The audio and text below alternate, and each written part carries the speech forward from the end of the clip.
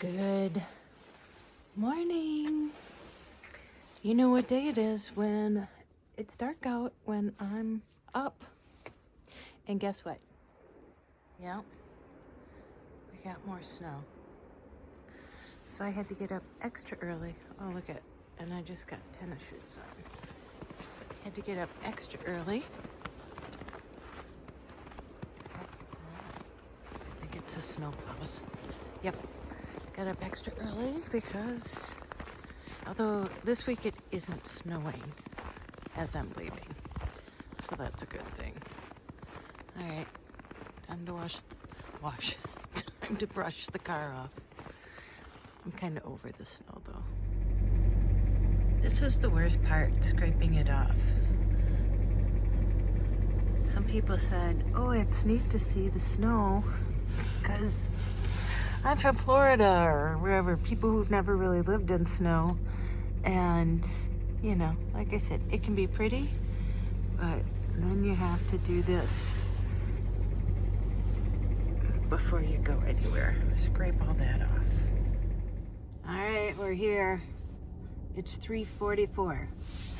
At least the truck's not here this time. Last week it was really early. But the plan is, after work, I am gonna go. I called the Hyundai dealership yesterday, or not dealership, the number that Hyundai gave me, to see if I could somehow get my car fixed, basically get a new motor. But, you know, I was outside the parameters of what they did for the extended warranty.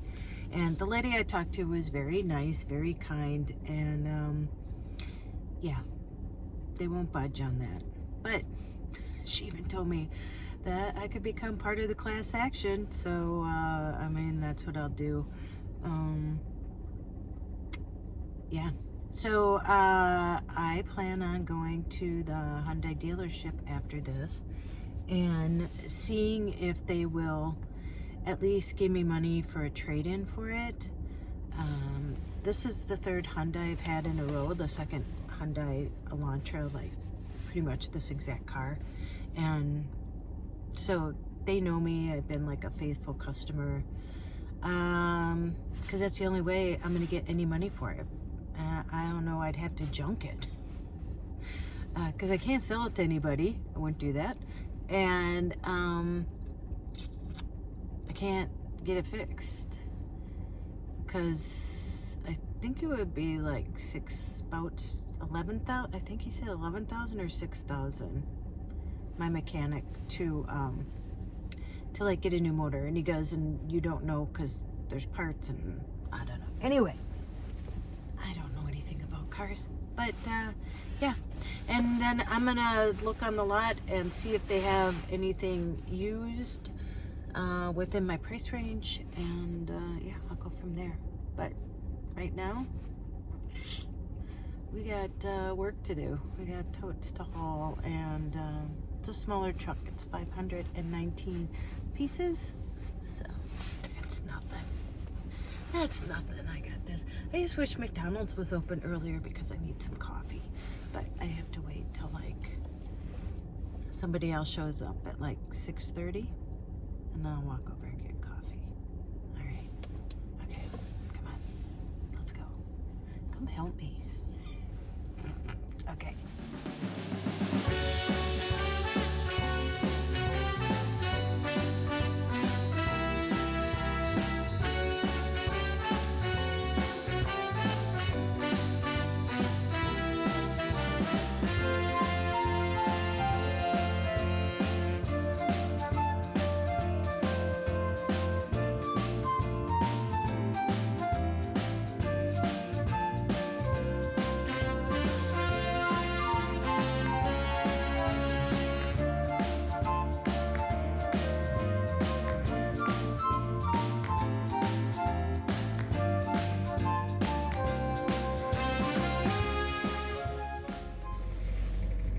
Done with work.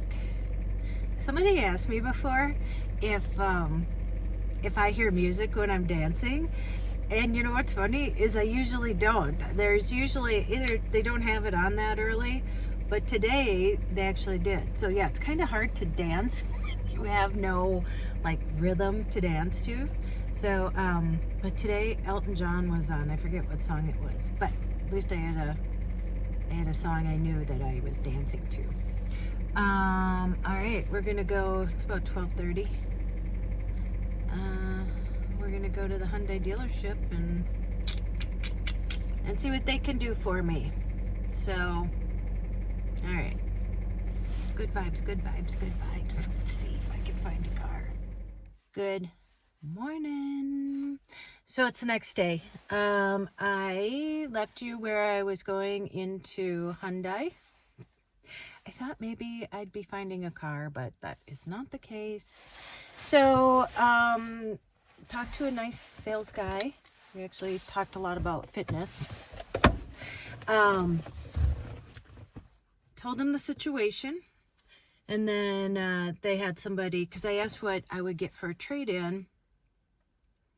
And they had somebody come look at it, and he's like, wow, this is in nice shape. I'm like, yeah, I keep my cars up, I want my cars to look good, and I drive them a lot. Anyway, came back and said that they would give me $600 for it. And he goes, well, because it would put a lot to put, all that into it to fix it. And I'm like, yeah, I know, but that's Hyundai's fault. It's not his fault. It's Hyundai's fault. And even then, so I said, well, what used cars do you have? So he showed me like on the computer, and not many. And they had one, it had like 150,000 miles on it, and it was going to be like $13,000, like ridiculous. Yeah, we're not doing that. I don't need 600. I mean, I'd rather, yeah. And I just put $2,000 into this car, so that's gone. Anyway, yeah, so that's where I'm at. My mechanics, there's a couple guys there.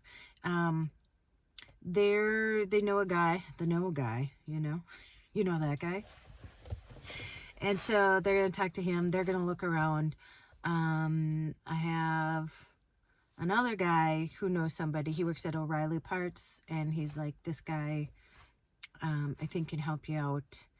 And so it reminds me of how great people are, that you just have to ask for help sometimes. I'm not good at asking for help. And in the midst of that, I don't want anybody like to feel sorry for me or, get through it. It just, you always do, just life. But I'm okay. I can get it taken care of. That's just heavy right now, just how it goes. Some guy said, maybe it's the karma for you leaving all those jobs at a lurch, and that's why you have so many 1099s, because you always talk about doing my taxes. I said, oh, but you leaving a nasty comment like that, like karma isn't coming for you. I don't know, I just have boundaries now. I just like, but it brings something up that, and I want to reiterate this because I think sometimes we get so brainwashed that, okay, I have 1099s because I do freelance work. I'm a makeup artist. I do photo assisting. I do all that. That's all freelance work. You get a 1099 for that. So I've done multiple makeup jobs, and I'll always, at the end of the year, get a 1099 for that. Usually they send it if it's over $600. If you don't know, at least, I don't know here. I don't know if that's everywhere. But, like Walgreens, I get 2 W-2s because they send one for pharmacy hours and they send one for like upfront hours. What else? YouTube, I get YouTube. And so for each of these 2, I have to put it in and then list expenses for each thing separately. So that's kind of like the complicated part. It's doable. It's just a lot of work. Okay.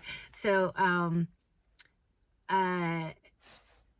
what I just want to reiterate, because if you're going through this, some people seem to think that a job is hurt if you quit, or if, the job isn't right for you. If you just started, you owe no obligation to these people. I know they're giving you a check, but it's transactional. A job is transactional. A job is transactional. Just think about that, your mantra. That you give your precious time away from your family and things you love to do to go to a job, to work for somebody, to make them money. And in the meantime, because you're helping them make money, they pay you money so you can pay your bills and live.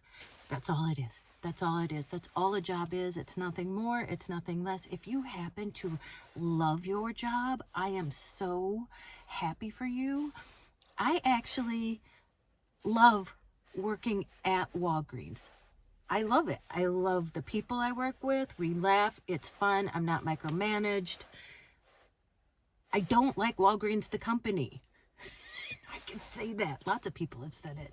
But they're basically going under. If just look at the headlines, and they've done some awful stuff. They're being sued for selling opioids that they weren't supposed to, and all this other stuff. This is not me shitting on Walgreens. Walgreens is not owned by a person, by an old man and woman sitting in their house and being like, Tracey quit, Marge. Can you believe that? We lost her, It's a group of really wealthy shareholders that all they care about is bottom line. That's what a business is about. It's about their bottom line. All they care about is their money. I am telling you, you see now all the layoffs. People they'll get rid of you in a heartbeat. In a heartbeat. If they don't need that position and they can make more money by not having it. You see it now. There is no loyalty. And if you are loyal, it's usually to the people. It's not to the company. That's how it works. You're loyal to people.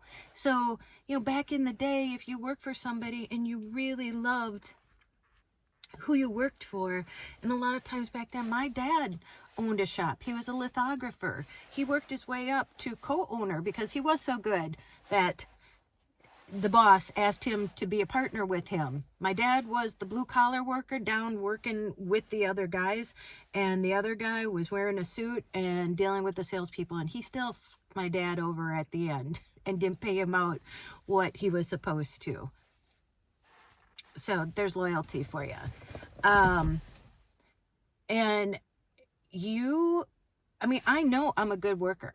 I know, and I've been told it by everyone, and that's not me with an inflated ego. I was just taught that from my dad, a blue-collar worker, paid for 6 kids. My mom stayed home until she was in her 50s. She went to school, and then she went to work, and she loved working. And so if you love what you do, that is amazing. And it's why I keep doing YouTube. I love the community that I formed here. And if you don't know, I've told this story before. I was sexually harassed by 3 different partners at 3 different law firms back when I was young. That's when I was still drinking the Kool-Aid, thinking like, I owe these people something because they're paying me. I don't owe them anything. I'm giving my time. That's why they're paying me. It's not for my loyalty. It's for my time. Okay? But you can be loyal if you really love your company. That's amazing if you really love your company. And that's when I truly found out that the HR department is not there to protect you. It's there to protect the company. They aren't there to listen to your grievances. Listen, they're not. They're there to protect the bottom line of the company, and they don't want you making waves or doing whatever to disrupt that, and then you become a problem. And, they have to figure out a way to get rid of you. And that's why I started contracting a long, long time ago when I was like 32. I'll be 60 this year, because that's when I realized that it's not for me. When I was sexually harassed by one, like I told you, calling me, asking me what I'm wearing to work the next day. He's married. There were 2 of them that had already been brought up on sexual harassment charges, but guess what? They got a slap on the wrist because they both were making like $700 an hour.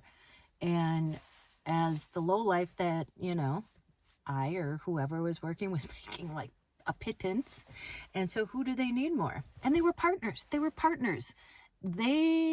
Their other partners have an interest in protecting them because it protects the company.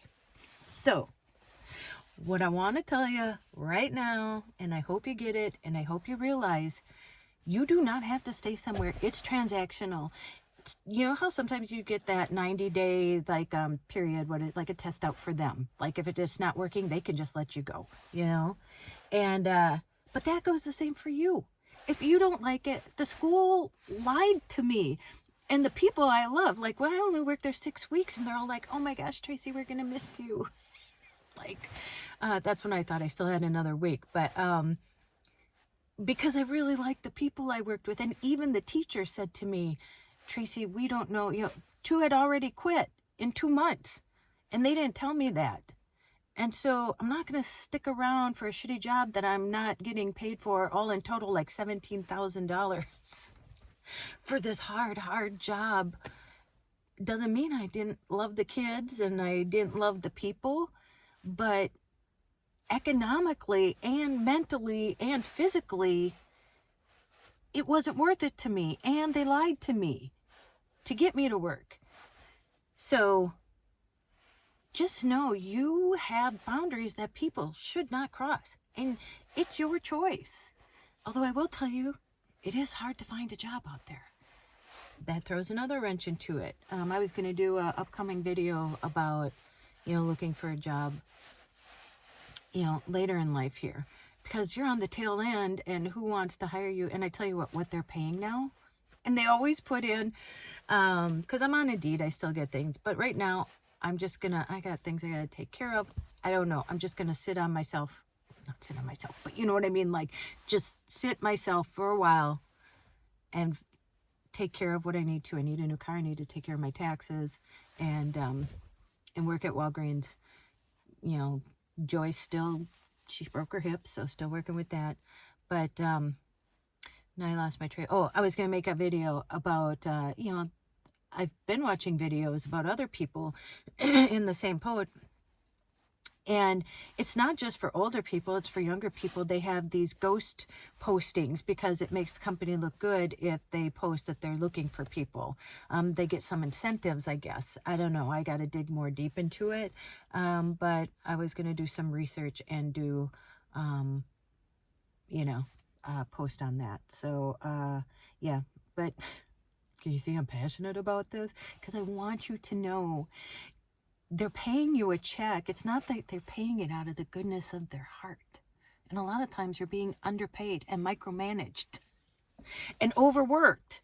Somebody quits and they're like, yeah, we don't need that person because they don't want to pay that salary. And then the law firms were notorious for that. Like somebody would leave or get fired or quit or whatever.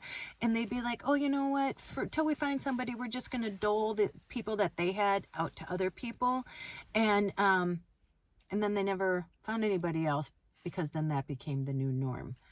But it is not a gift. A paycheck is not a gift. They are not giving it to you out of the kindness of the heart. Because even in law firms, the people that own the law firm are the shareholders.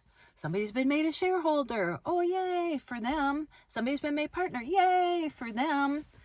But the other people, and I see now, and it's a lot of legal jobs, but I've seen in other jobs. Do you know what they do now?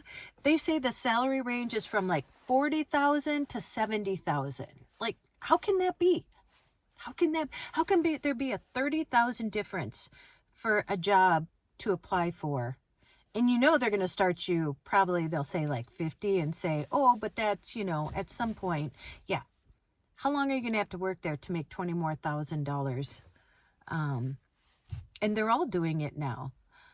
And they're paying way less, even just from like, I don't know, when I started looking, and I'm always kind of looking, but yeah, I don't know. Okay, there we go. Do you feel better?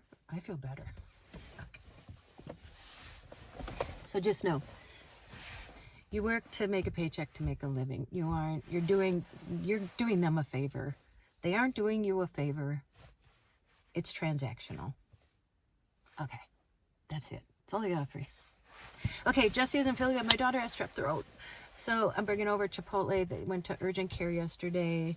And then Bailey has had to go on antibiotics too. And they both just got over being sick. And that's what's happening at Walgreens too. It's like it just keeps going around. And the next time it's something different. And so I'm trying to stay healthy myself. I hope you're healthy. Okay, I'm gonna let you go here. Go out, make an adventure. Go call someone you love, as Joy says. Tell them that you love them. And don't you dare forget that work is transactional and you are magic. All right, I will see you in the next one. Hopefully with a new car at some point. Okay, bye.